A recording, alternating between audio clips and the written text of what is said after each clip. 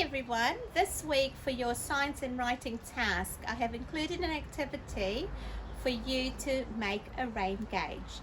And if you don't already know what a rain gauge is, here it is.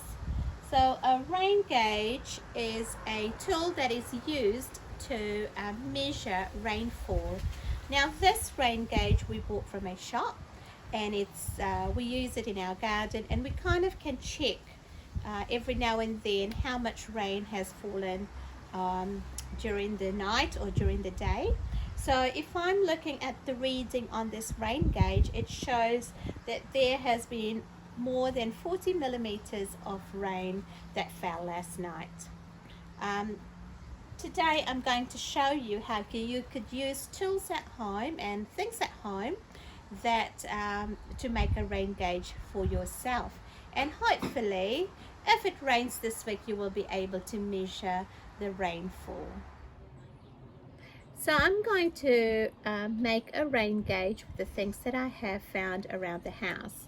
I have got a 1.5 fizzy bottle here that I will use for my rain gauge, but you might want to use your milk bottle if it's empty, or you might want to use an oil bottle, whatever container you find at home that is cylinder shaped. I have a ruler, I have a Sharpie pen, I have some sellotape, a pair of scissors, and some masking tape. So I'm going to cut about that much off the top of my bottle. So just be careful when cutting. You might need mum or dad to help you with this. Here we go. I've made a hole in the bottle. Can be quite tricky. There we go. I'm just going to cut around it so the top part looks like a funnel.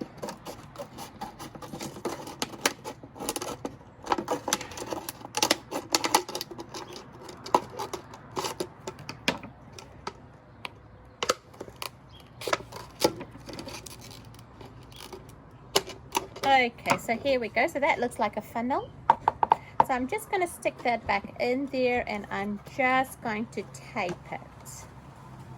Just empty it.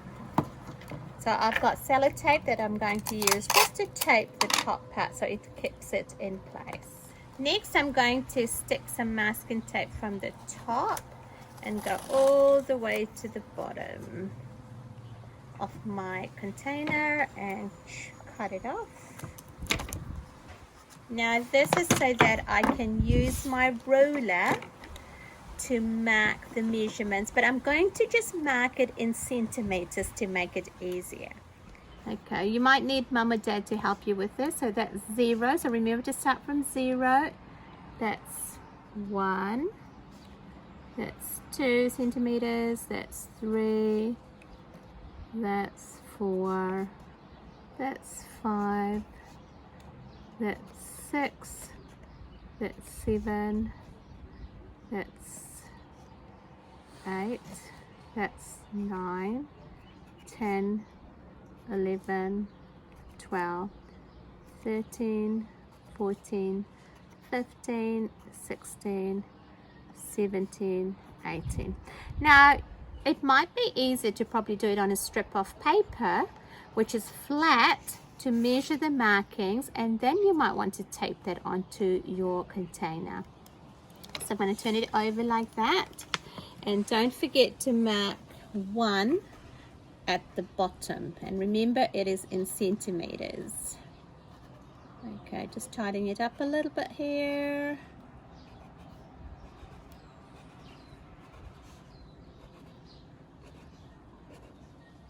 There we go. So I'm just going to put 1,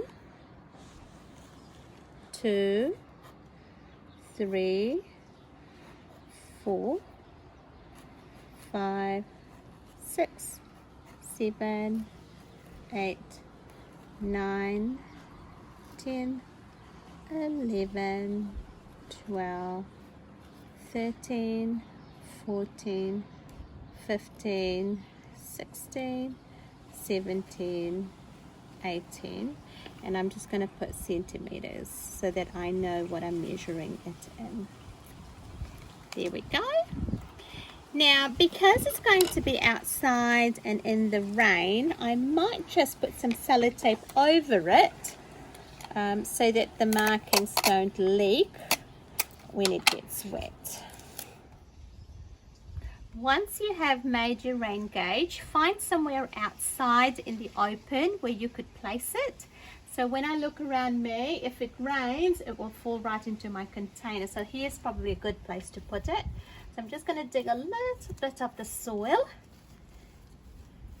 and place my rain gauge here so it doesn't get toppled by the wind, and that it does do what I've intended it to do.